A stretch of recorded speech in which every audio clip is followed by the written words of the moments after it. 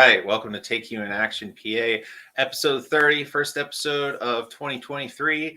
And with the first episode of 2023, we got a new co-host joining us tonight, another PA organizer, Jamie Martin. How you doing, Jamie?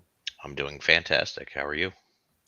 Doing all right. I wanted to bring him on so that we could have, I wanted to bring you on, so we could have two people here who have been around the party for a while now, and we've seen it when it was low on activity. There was hardly any people around, hardly any county affiliates. In a minute, we'll be talking to our chair here, who's been helping us propel forward into the new year, and I'm really excited to talk with him. As am I. Yeah. But since you're new to the podcast, why don't you give a quick intro on yourself? Well, I've been involved with the LPPA pretty loosely over the past, I would say, roughly 15 years. I was involved pretty heavily into Truth, Freedom, and Prosperity in Philadelphia long before we ever really got involved into the direct game that was going inside of Pennsylvania. And since then, a lot of things have happened. It seemed like there needed to be a bit more of a hands-on approach to people getting involved in the party. And I'd say that I have been a dues-paying member for roughly 5 to maybe, I think, might be on my 6th year now. Not really sure. Have to double check that. So the 6th year would be 2016. Sound right? Probably. It's probably closer to 2018, I would imagine then. All right. But yes, yeah, I think that's when I got directly involved with actually coming out to conventions, being involved with my county on a certain level. Prior to that, like, we did a lot of things with various counties in Chester County, but like in a more distant approach. Nobody was actually directly involved. So yeah, we got someone else in the comments who's been around with us since the beginning. So thanks for joining us, Mark. Now let's bring our guest on. He's been on a few times, but I've been wanting to get him on as a solo guest for a while now, and now we're finally able to make that happen. So as of March 2022, he's the chair of the Libertarian Party of Pennsylvania, planning on seeking re-election. So he'll give us all the updates on everything we need to know about the LPPA and our vision for the future. Let's bring on Rob Cowburn. How you doing tonight, Rob? What's going on, guys? How's everybody doing? Yeah, it's good to see you again. Absolutely. Can't complain and nobody would listen.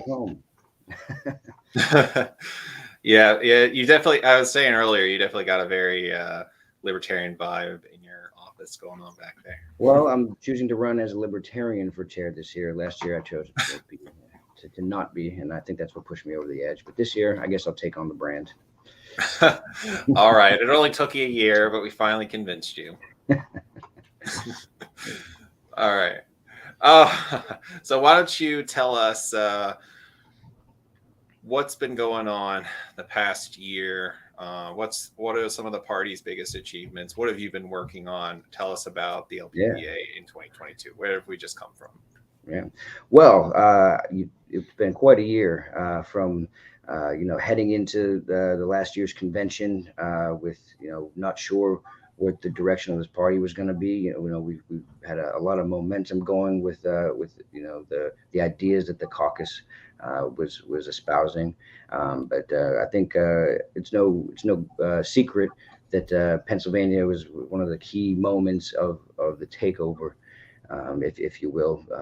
I don't know if I would call it a takeover anymore. I think it was just libertarians choosing to show up and be in the party. But going into the last convention with some hostile environment and ultimately being able to be successful, feeling the high of all the work we had done and really getting an achievement, and then coming out to realize that we had adopted a party that wasn't even able to pay the bill for the convention that we had just held, and that was really not much left but a shell and a name.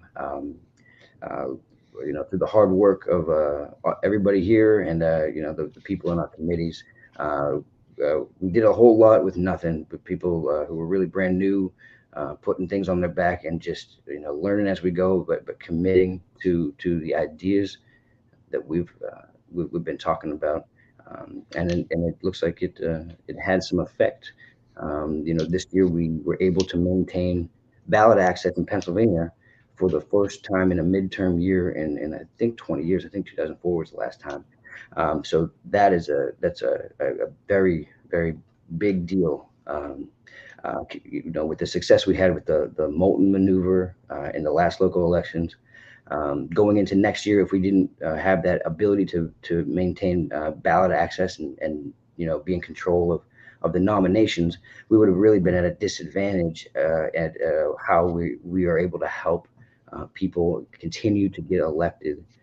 So I have to hand it to all of our candidates, to our elections committee and our candidate support committee.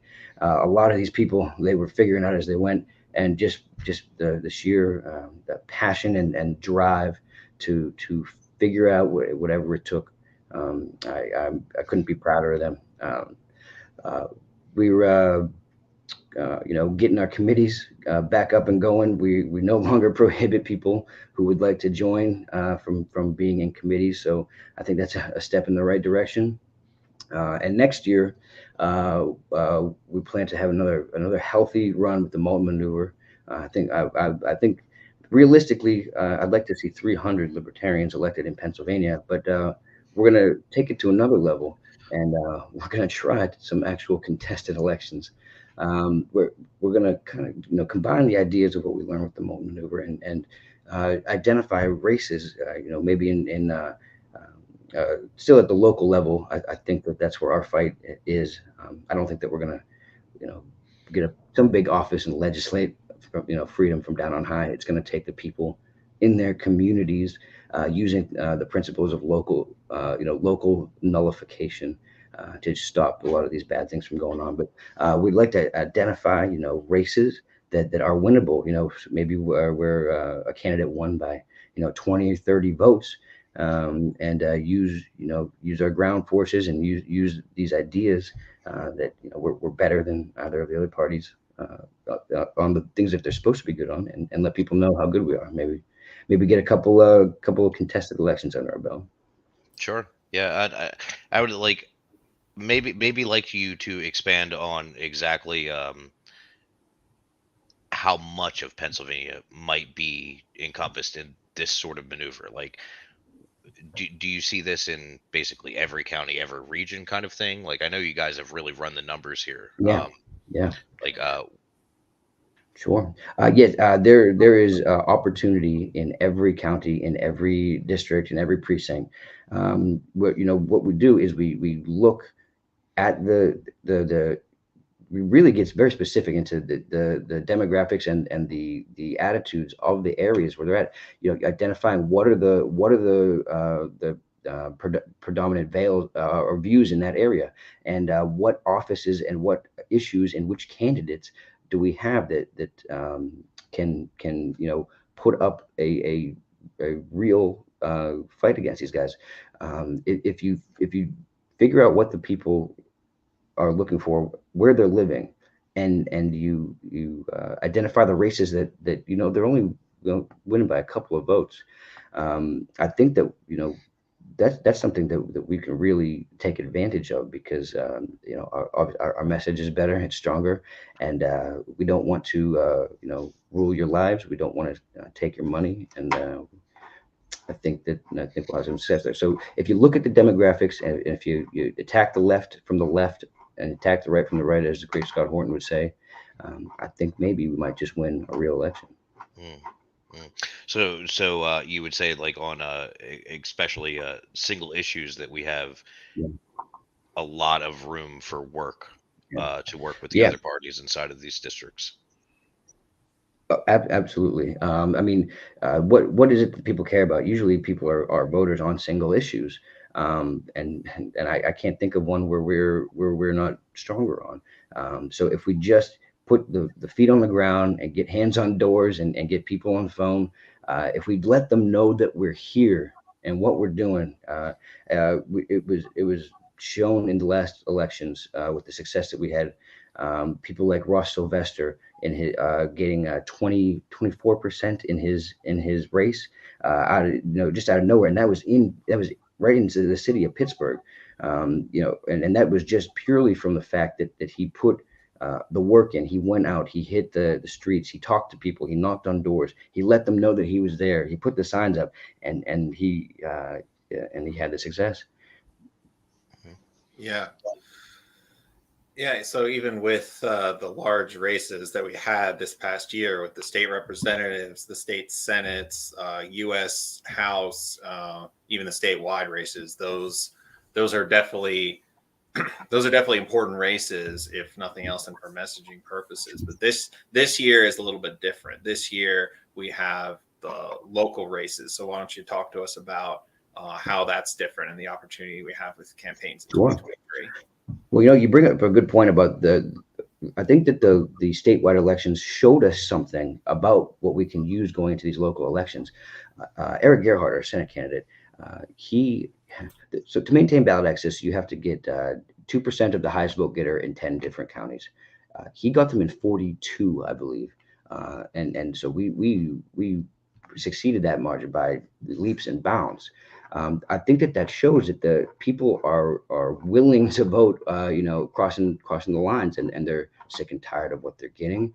They're that it doesn't matter what it is. They're looking for something else. So if we actually hand them something of value, I think we're going to do what is really the goal here, which is to create culture and community. Winning elections is great. Being able to influence policy is great. But if we can create an actual culture of people who crave and strive for liberty, that's, to me, that's the real goal. That's why the local elections are really the key here. So we have the ability to put things in place with local candidates, such as school boards, town hall, city councilmen, and particularly sheriff. Like if people understood the power that these offices have. I mean, sheriff. If you get a sheriff elected in the right uh, um, county, you can end the drug war overnight. Okay, sheriff can refuse to serve any warrants for drug possession, and you have just stopped arrest for an activity that we all know is not a crime. So the power of a sheriff is unbelievably important, and I don't think that we're too far off from the call for a libertarian sheriff. If we can get one in and show them what we can do, um, I think we've just changed the game. So we need to focus on our communities, and that's where we can be, face to face with people, connect with them, show them that we're their neighbors, and then show them the power of this movement. And now I think maybe we'll actually maybe move that needle a little bit to the direction we want to go. Yeah. Right. So kind of what you're looking for is a bit more of an impact of exactly what we do here, and I think that this is something that you've spoken on quite a few times, where basically giving people giving people a job is a sentence that I feel like you use a lot. Maybe you could expand on Yeah. exactly what you mean by that. So are you talking about the volunteers? Yeah. Yeah. Giving the So volunteers, the people that we yeah, get involved yeah. in the party and whatnot, So like giving them so an actionable right. position to move forward with. So anytime somebody new comes into the party, something motivated them, whatever the cause was, whether it's they're fed up with just being locked in their house, or they're on their last cent because they're overtaxed, or they just want to be able to enjoy a plant with in the comfort of their own home. Something motivated them to get up and get involved, and it's at that moment where if you don't harness that motivation right there, you're just lost an opportunity. It's absolutely necessary that when people come, when they have that spark of motivation, that we have something for them ready to do. 'Cause, we've seen a problem over the last few years that someone gets involved, they get motivated, they come in, they get put on a committee, they get a job, and then the next thing they know, no one reaches out to them. There's no instructions. There's no direction. There's no policies of what tools we have available for them, how they go about getting them. There's not even a schedule of where the events or their meetings are supposed to be. And that is a failure of us as an organization of taking a motivated person and just taking the wind right out of them. If every single person has to put this party back together before they can use it, we're not going to make it too far. So it's really on us to make sure that we're putting this organization into a position where it can be a usable tool for somebody who wants to come and make a difference. That's the easy part. We just have to have some structure. We have to have some guidelines, some guidance, and we have to be there for them and help them figure out where their role is. Because if we don't take advantage of that moment of motivation, they're going to go sit back down and they're not going to get back up. So that really is where we as an organization need to recognize that we need to serve our members, we need to serve our volunteers, that they're willing to come and put their time and energy into trying to move this thing the way we want it to go. And if we don't have for them the thing to do, that's what we're supposed to be doing. If we don't have that, then we've failed, and we're not going to get anywhere. Yeah, sure. So what I'm hearing from you is basically like, obviously this past year it's been a thing where you've had to get acclimated to this position because we left in a certain dire strait from transition of power over the last year, and that there's no illusion about that whatsoever. That walking in different roles has been a struggle to a certain Yeah. extent. But I mean, I could say that, at least from my experience of viewing it, that meetings have been running a bit smoother over the progression of time, and they To seem say to the be least. they seem to be a little bit more poignant and getting to where they need to go. There isn't a lot of workshopping and argumentation that's going on in them that's making them last 8 hours anymore. So I know that you have made progress, but do you have like saying what you just said, do you have a sort of vision that you see yourself moving forward with for the next year should you get reelected? Yes, and I am seeking again, at least one more time for the chair. I don't think the work that I have is quite done yet. I'd like to go again. Obviously, it's up to the party whatever they think. So many good people that we've just came out of the woodwork this year. I think a lot of people could do it quite well. Um, uh, you know. To just touch on the meetings and effectiveness, really it isn't anything that I did. I think that the chair role is really a misunderstood thing, and this is something that I said when I ran last time. It's nothing but a glorified hall monitor. What the reason that we've been able to be effective and shorten the meetings is because I'm not trying to hold up the business that people want to get done. I'm not trying to impose the business I want to get done. All I do is facilitate a meeting.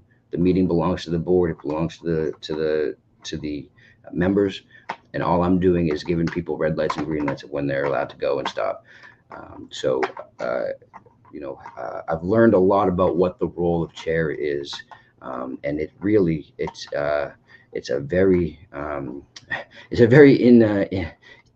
unimportant and not too meaningful job if you're doing it correctly. But I think that's right. I think we want the attention to be on our candidates. We want the attention to be on our volunteers and the people in our committees. So that's keeping that in mind. I think that we'll be able to continue to get more efficient. But again, efficiency isn't the key. We want effectiveness, right? Um, so what do we have to do to be effective? We've got to make sure that we have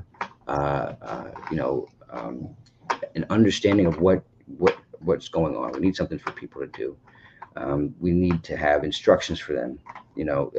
if we have a volunteer and we don't hand them a cheat sheet of just, you know, how to go out and do door knocking or get on a phone and give them a script, if we don't give them, you know, somebody instructions on our social media team about, you know, how to engage in posts, or and we don't have a, a manual of how to write an effective press release and reach out and build, you know, these are the things that we need to have, and we need to develop in place. So, you know, this next year, we've identified people who are here, ready and willing. We didn't keep them out of the jobs that they wanted to do.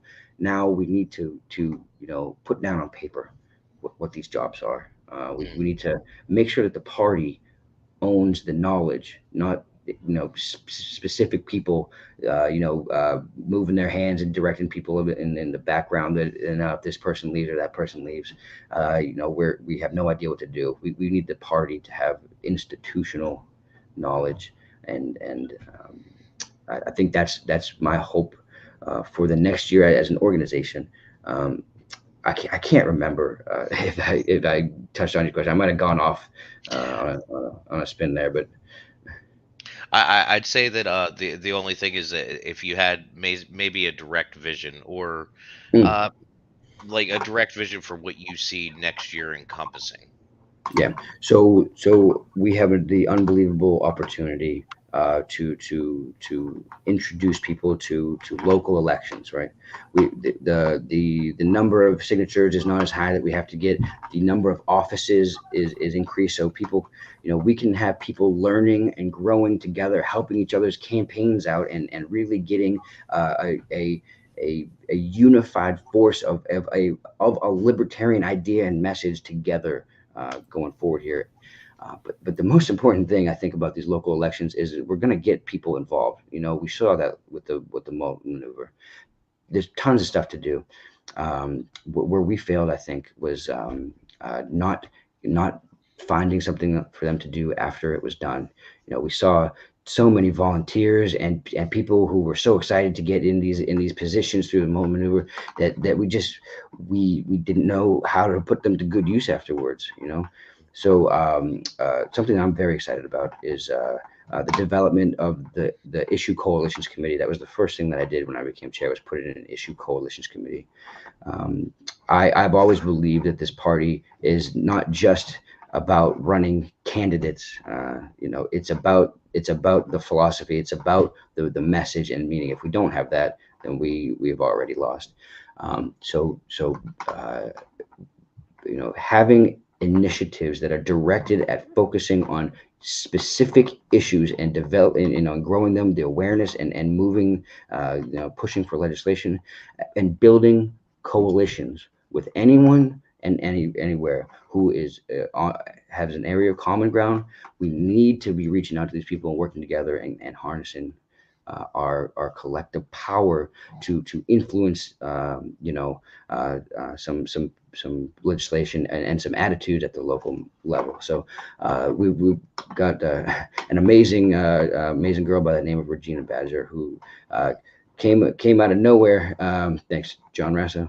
But she is a force, and it's people like her who care so deeply about the issues, that the passion is going to, you know, ignite the feeling and motivation of people to stay around. That's where we need to focus after the next thing's done, because the next step, you know, after these local elections, we're in a presidential year, and now we're in the big game. Now the money's on the table, and not that I think we're going to win a presidency, but if we allow another messaging opportunity to go by the wayside as we did in the last presidential election, then I'm out. I'm out. So we're going to need these people that we gain over the next year to stay around and be volunteers and work the doors and work the campaigns. So we need to bring them in through the campaigns. We need to keep them around with the issues that they care about, and have activity constantly going, and then apply them into a real national message. And then that's if we can accomplish those things, I think after the presidential election, we're going to see a lot of people turn their heads and look this way. So we got to get this party in order, so we give these people a home, so they don't have to come and put it together before they can use it, and so we're not rejecting them like the last time there was a huge movement. What happened after the Ron Paul campaign?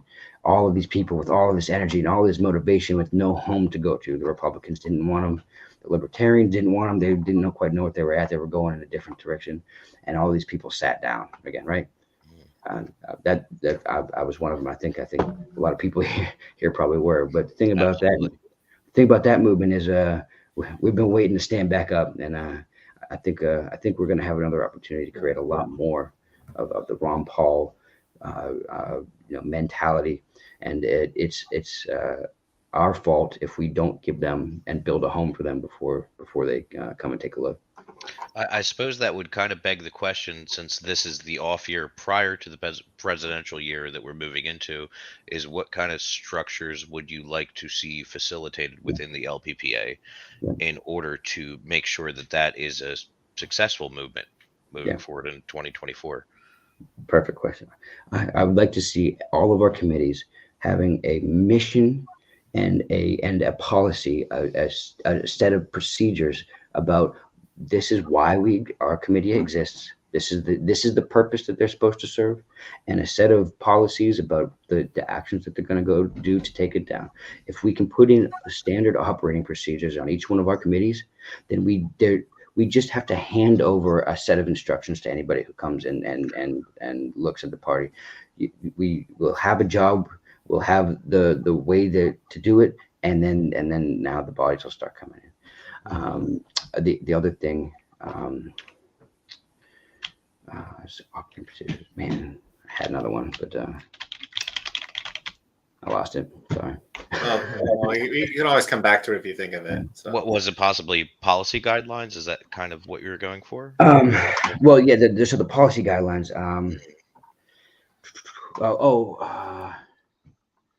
Shit, it's something. Man, it's on the tip of my tongue. It's a good one too. You listen, it was a good one. All right. I know. We've spoken to it in private. I wasn't sure if you were going to be able to pull it. So that's cool. All right. Okay. So we did have an audience question, and I think you answered it. What are your next steps for the party now that things have stabilized? From Greg Burton. We talked about candidates already. Talked about changing the structure, the committees. Is there anything else you want to add to that? Yeah, putting on paper the knowledge that we just gained. Listen, I'm very new at this, man. I never thought politics was going to be something that I would put this much time and effort into, but we did it. We're here, and I still feel like there's a purpose. But we learned so much in this last election, and putting that knowledge down on paper and having it ready and available so that we're not making silly mistakes like forgetting to instruct a county on how to fill out a form so that they get rejected off of the ballot. That's rookie stuff, and that's got to go. So having the bare instructions ready and available and putting them in front of these people. The other thing that we really need to focus on is getting as much business as we can out of the hands of the state party and growing our affiliates into competent, capable organizations that have the ability and autonomy to do these things themselves. If the counties is where this needs to happen. We've had a really cooperative board this year. We've had a really great I think the party has been very easy to work together, but no one works together as well as people who are face to face. You can't be a keyboard warrior when someone's standing right there in front of you. Plus, these are your neighbors and in your community. And if we're going to build culture and community, it needs to happen there. So we don't want we're losing the ability to influence people by doing things at the state level. The state needs to be developing competent affiliates in the counties who don't need us to make decisions for them. We want a good manager is someone who makes their employees so good that they have to go and leave. That's what a good manager does. And we need to be a good mentor. Instead of making decisions, we need to help our affiliates become, we want them to be where we are now and then surpass. So I think if we have the mentality that we're not we're trying to create competent pockets of libertarian culture in the communities, and not decide what decide everything for us, and really keep our affiliates at a juvenile level, that will be quite a difference, and give us something to be proud of. Yeah, I would say that just to expand on that was like for example, as far as national, I think that Pennsylvania has done a very good job as being an example of a experiment of the state that has stood as a shining example for a lot of other undeveloped states with inside the LNC moving forward, and that's kind of Yeah. your vision for what you would look for the counties to do inside of here, and that's Yeah. kind of what makes us successful is that we do have a highly motivated population inside of the Right. state that does Yeah. these things. Hmm. Yeah. And listen, I hope to have every county affiliated, and we're not going to keep having 2 hour That's a meetings. daunting task. We're not going to keep having 2 hour meetings if we have all 67 counties affiliated and 10 committees. We're going to want as little business as possible being done at the state level. So let's do ourselves a favor, and let's make our affiliates a force to be reckoned with, and Mm, capable of making their own choices, and carrying mhm. this Yeah. torch on. You happen to remember how many counties we have in PA? 67. 67, right? 67? 67 counties. Hmm. Yeah. Yeah. Plus you add in, we have the executive committee, and then on top of that, we still have standing committees with votes. Phew. That's a hefty board. Even the most cooperative board is going to have a difficult time having under a 2 hour meeting. And Yeah. Hmm. boy, those are my favorite. Yeah. So right Yeah. now we're around half to 2/3 of the way there, Right, something right. like that. So So only like 25 more to go. yeah. Um, something to think about as well. And I think that this is something that it's just an adjustment to the way that we do business in the party. Is we have these committees, and we have them for a reason, but we still seem to be making all of the decisions at the party at the state level. Our counties are the ones bringing motions to tell our affiliates, or our committees what to do. Something I'd like to see is us have some more faith and trust in our committees. Let's fill them with good people. Let's give them the power to make some decisions, and let's run every motion through a committee. But it should be, if we readjust the a county, somebody in a county wants to bring a motion. Why would they bring it to the board? Well, we have a committee for this. Why not bring it to a smaller group of people who is designed to do the thing they're looking to do? And if we start running motions and activity through the committee to vet first, and then bring us a solution, rather than having somebody who maybe, and I'm at fault about this. I know nothing about technology, and I have on multiple occasions tried to bring solutions for our communication and technology that I know nothing about. We've got people in this party to know how to do that. All we need to do is let them know, hey, we got a problem. What are the options here? What can we do about this? And instead of people bringing all of, we have battling solutions and things like that. Let's run our motions through the committee. Let's let them do their job, and then let's let the committee bring it to the board. We voted up or down, and then we're out of there. And that's how we're going to have an effective meeting, and be an effective organization. Sure. Yeah. Let's let our committees do the work. Yeah. Yeah. That would actually things in the background that I've had conversations with. So I mean, assuming that it comes to that towards Yeah. convention, having people stop workshopping ideas Yeah. inside of state meetings and bringing them forward as full commitments, Yeah. it'd be something that you would definitely support moving forward. Oh yeah. Yeah. Yeah, good. Yeah. And something I can't emphasize enough is just the fact that there's been little to no strategic planning on the state or national level up until 2022. For that, you might go in with a plan.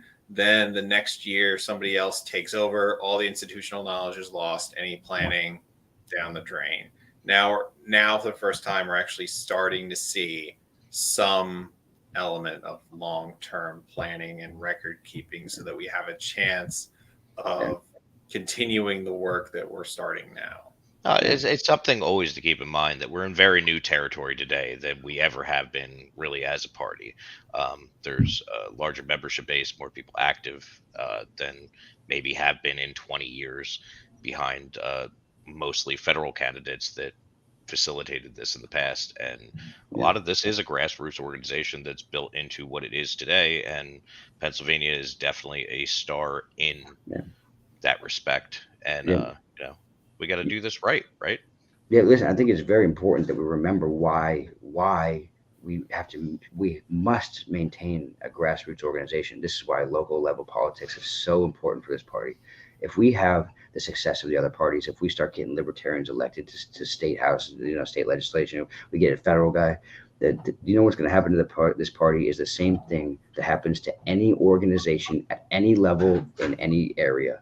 It's going to become more important to maintain it than it is to serve the needs of the people it was supposed to serve. So we got to remember that this is a movement of people. This is about people living their lives, and we have to stay with them, and at that level we gotta go there. We gotta stay at the local stuff, man. That's where the libertarian game is. That's where we're gonna take this thing down.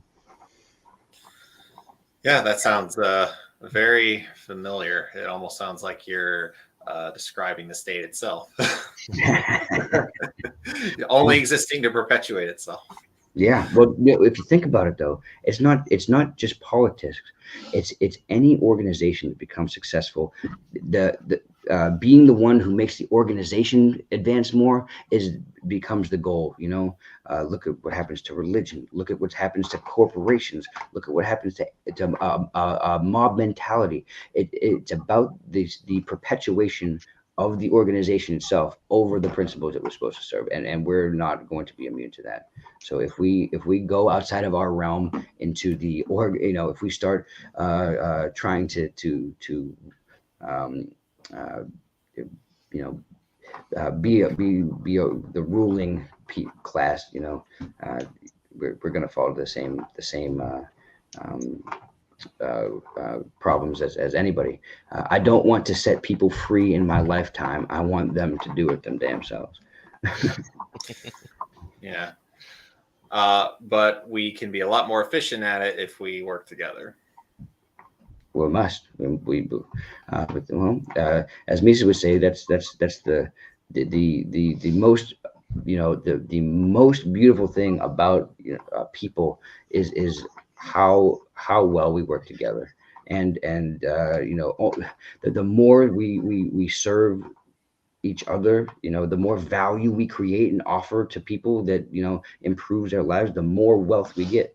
The idea that it really if we had a really true free market, the person who is the most selfish is going to be to get what they want. They're going to have to give the most value out into the world to get it in exchange. So man, you can't even go wrong with this idea here, and it's a hell of a concept that even the worst of us can't be filthy stinking rich unless they're being the best they can be. Yeah, fair enough. So let me ask you this then. What would you say is the single, if you had to pick one, if you had to pick like a project or an event or something like that you're most looking forward to with the LPPA in 2023? Yeah, well, I will always leave it to our committees to decide what issues they want to work on. But I would absolutely love it. I would just be tickled if anybody ever took me up on my proposal to address and make aware the people of their right of jury nullification. I would love for this party to be synonymous with the idea of jury nullification. It's such an unbelievable tool. It's amazing to me that it's still able to exist in this environment that we have. And we here in Pennsylvania, I don't know if many people know this, we are very strategically situated to be the state that puts it into their constitution that every criminal trial must have given to the jury a mandatory instruction of their right to jury nullification. Right now, you can't. It's illegal to even tell them that they have the right to nullify. But jury nullification. When you say illegal, it is like literally illegal It's for illegal to tell a jury that they have the right to nullify the law. Yeah. Like you can't stand outside of a U.S. courthouse. Supreme Court case. Yep. Holy crap. I don't think I realized that. Okay. So this is something that even less known than jury nullification is that jury nullification itself is tied so like fundamentally to Pennsylvania because it was William Penn himself that was arrested, and his case was the first time in U.S. or in British common law that it was ruled that a jury has the right to say that they will not convict under a law. It's a crazy case. You can go look it up. But William Penn ended up in a situation where he was confronting the clear authority that the people were with him, and eventually ruled that the jury could choose not to convict him. But that was the motivation. That case and the trouble that he went through with it was the most, in his words, the determinative factor to come to the United States and eventually found Pennsylvania. So without jury nullification, we wouldn't have had Pennsylvania. So if we can't grasp that and take it and harness the history of how this place even came to be and use it to be the state that puts jury nullification in the Constitution as a required instruction at every criminal trial, then I don't think anybody can. So it's up to us. And if we don't do it, then I don't know who else is going to do it. So I would love to get on board with jury nullification. Not to treat our audience like children or anything there, but what would jury nullification encompasses essentially how you would define it as? So jury nullification is the right of the jury to judge the law on which they're being prosecuted. So the jury is known as the trier of fact, right? All the evidence is presented. The jury says what facts happened. And then the judge says, I'll take these facts and I'm going to apply the law to it. You gave me the facts. I just now do what the law says. Well, a jury nullification says, it takes the application of law out of the judge's hand. It says, even if a person did the thing that this says is a crime, we will not convict them under it. So no, you can't take the facts and apply it with a law. So say you have someone who is arrested for a drug possession, right? If the jury finds that they were in possession of marijuana, the judge then has to convict them. Jury nullification says, yes, they did this, but we will not convict you. We will not allow the judge to convict it, and we will nullify their right to sentence you. So you can stop, again, you can stop things like nonviolent drug offenses overnight in an area that chooses, and the people are with the idea of ending the drug war. We can stop judges from being able to put people in cages by saying, no, you can't use these facts that you were making us give you to apply it to this law, which is wrong. That's what jury nullification is. And inside the room of the jurors, essentially, you are just choosing to abstain from. No, it's not even abstaining. It is finding the facts and refusing to submit a verdict of guilty. So yes, you did the thing that you're alleged to do, but you will not be convicted of it.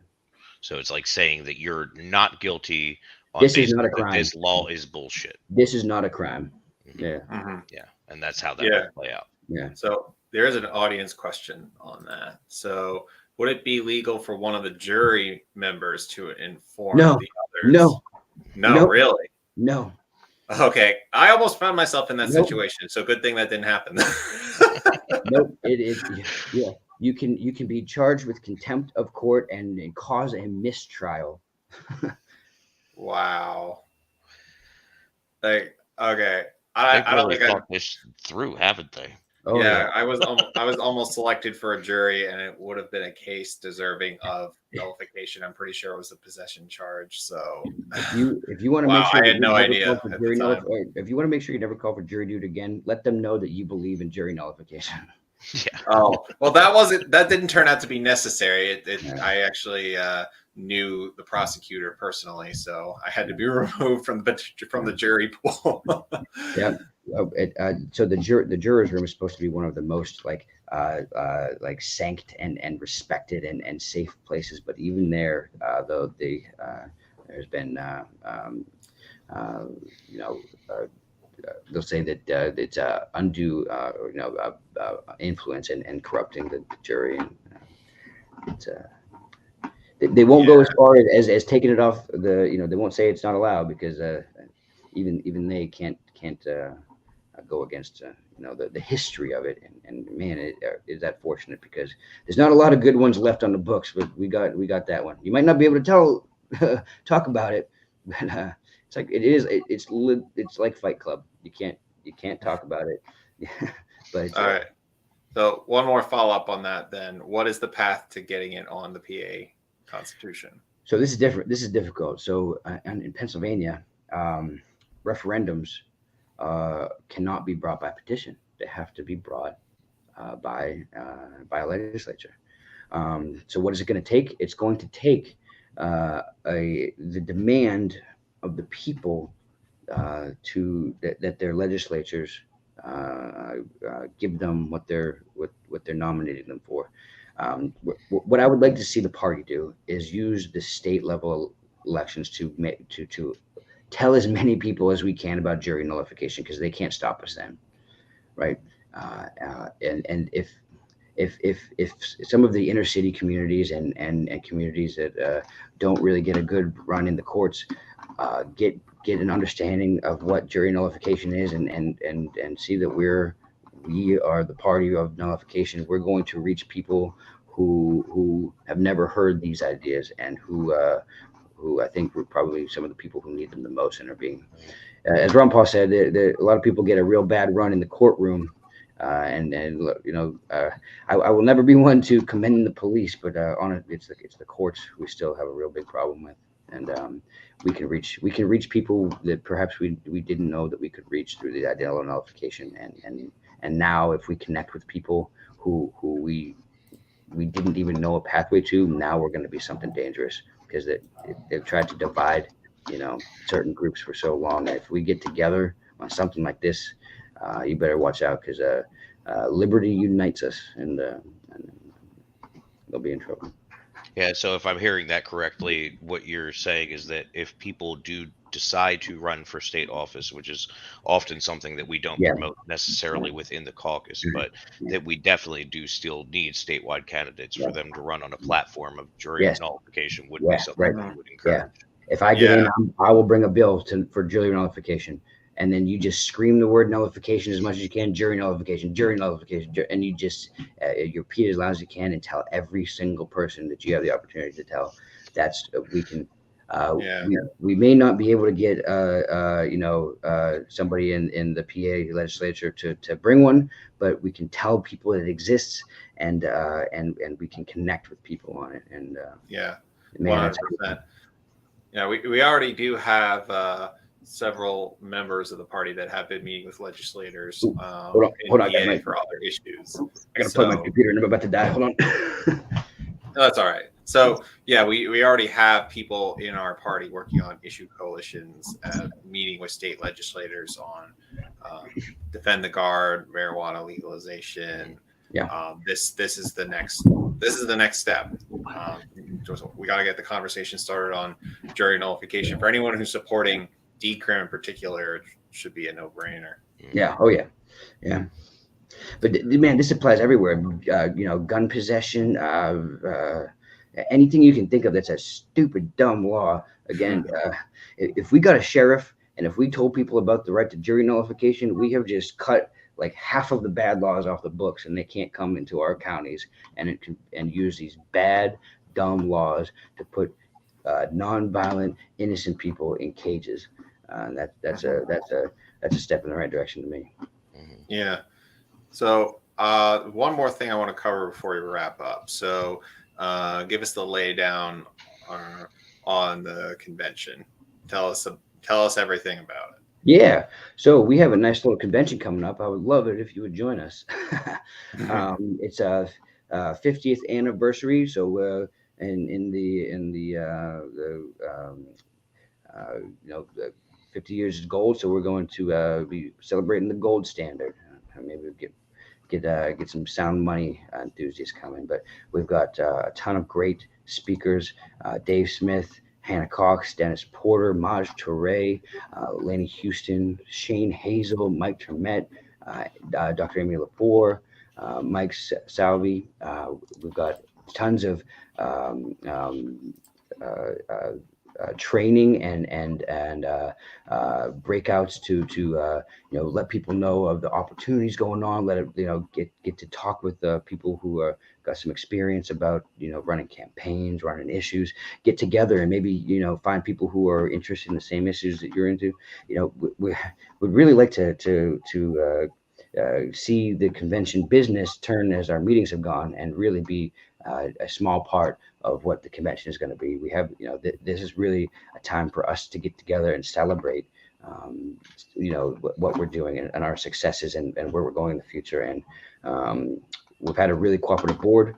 I would love it for as many people to come out and show how cooperative we can be, and take in the chance here to see some really great people who are moving this movement forward, and connect with them one on one, and also come on out and have your say with what you want to see happen in the party. Let if you would grace me with the honor of being your chair again, let me know what you want to do. Talk to me. Let's figure it out together. And it's going to be in Reading. The Interestingly enough, it is the top rated DoubleTree in the nation, whatever that means. um, but it's a wonderful location right in the center of the state, and we're gonna have a lot of fun. So I hope you come on out. Cool. So I guess, I know we've alleviated to it several times, and you have made mention of it, but then this is your official announcement that you are running for re-election. Daddy's coming back. Can't get rid of me yet. Well, I'm Yeah. certainly looking forward to it. I'll Yep. sit in the chair another year if you have me. I posted the link to convention registration in the chat. I think it's in the description for the episode as well, just in case it's in the comments now. I looked over the schedule. There's a lot of different events going on. Even if you're out of state, you are no longer able to participate in the business anymore. But that's probably that's probably for the best, because that's the less interesting part anyway. We've got opportunities to have personal, intimate events with a lot of these speakers. They're not going to be just up on stage. They're going to be hosting different breakout rooms and different specific events with some smaller groups of people. So you'll be able to actually talk and get to know some of the people who we see on our podcasts every day, and but no, they'll be here, and they're ready to engage and let ask questions. Including all of us. We'll all be there too. Yeah, and in case nobody decided they wanted to read it, like Bill Cox said, make sure to get your packages for the early bird special before January 15th. Please. So Yeah. We have a lovely hotel. We also have a lovely hotel bill coming, and it would be fantastic. Yeah. If We'll highlight some of the events here. Got the Ladies of Liberty Forum with 3 of our guests that we previously mentioned. We've got my local comedian who will be participating in the Laughs and Liberty comedy show, Adam Nutter, among many others, and the 2023 LPPA bash. I don't, besides what it says here, I don't even know what's happening during that event. So it'll be a surprise to me as much as it is to everyone else. So I'll be make hosting sure you get your another. tickets. I'll be hosting another open event with an open bottle of whiskey in the hall again for anybody who would like to. Yeah, I would imagine that 11 p.m. cutoff is pretty loose. So yeah. Isn't that right, Joel? And this is the, yeah, I mean, this is the kind, like, if you've never been to one of these before, this is the kind of group that I just mentioned to, like, our secretary Greg in conversation at one point, like, oh, hey, I happen to, I have a wall ornament, one of those decorations that has all the bottle caps on it from across the state. And I just said, oh, I'm looking for some more. I only have one from the Pittsburgh area. And he said he'd bring me like a 6-pack over from Pittsburgh so I can fill up my map with bottle caps from all over the state. Like, this is the kind of crowd of people we got here. We got some drinkers over here in the West, I'll tell you. Oh, and just while you have it up here, I'd like to say, you see, we got challenge coins, right? This is the year of the gold standard, so we're going to be having some coins. These come with some of the packages. If you get one of these, you're going to have some special privileges, events with the speakers, and jump in the line in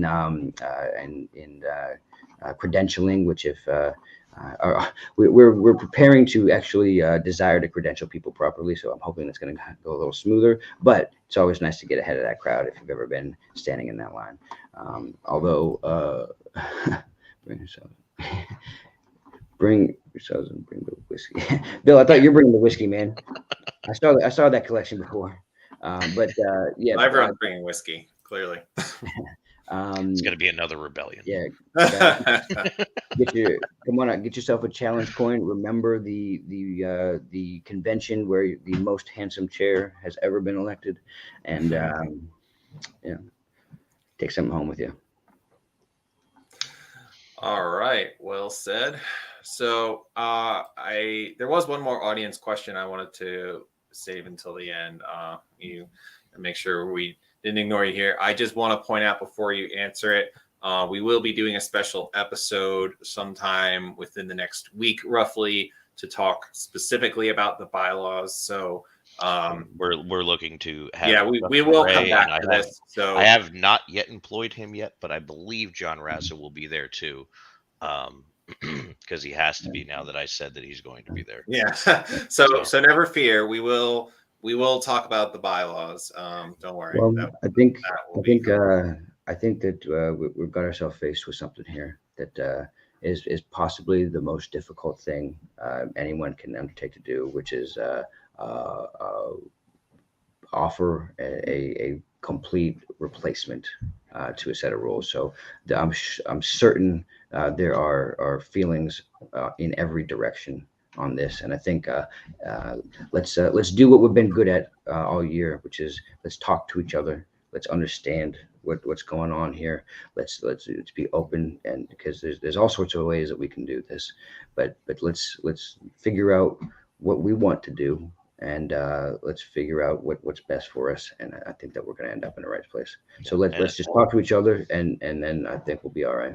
At the very least, we have another 27 days to figure this out before the proposals are in, and we need to get there. So, let's all come with a very respectful. I'd like to say it is in Robert's rules that you are required to extend a reading and interpretation of good faith in everything that we do here. It is in the rules. So I was unaware of this. Okay. Yeah, it's right. It's in Roberts. You are to presume everything is in good faith and for good reason. So if you care about the rules, Robert says you gotta let's give everybody their credit. I don't think anybody is trying to be a bad actor here. Everybody just wants the best thing for this party. So let's talk to each other. 100%. Let's talk to each other, and let's know that everyone here just wants the best. Yeah. All right. Well, so I don't want to go too over today. So why don't we wrap it up at this point and give us whatever plugs and final shout outs you want to give us. Rob Cowburn, handsomest man in the world. You're welcome. Oh wow, that was very quick. Okay. Yeah. All right. Well, thank you, Rob. I'm sure we'll see you Mhm. again before convention on here on the show. I'm sure I'll see you outside of the show. Jamie, do you want to shout anything out? Nothing. I'm glad to be here for the first time, and I hope that I have future engagements here. Yeah, I'm sure it won't be the last because next week we have a very exciting guest, Brandon Bentram, one of our state Senate candidates from 2022 and current judicial committee member for the LPPA and Bucks County Secretary, will be joining us next week to talk about his run for office and outreach to oft forgotten communities that libertarians wouldn't necessarily be reaching out to. So that'll be a very interesting discussion. Definitely join us for that. Same time, Thursday at 9. We may do an episode before that. Just keep an eye out for special episode that may be throwing in between that. We're still working out the timeline on it and whatnot. Yep, so. But that'll be announced as soon as we know. So, yep. Excellent. Yeah, until then, don't forget to take human action, everyone. Have a good night. Have a good night. Thanks, guys.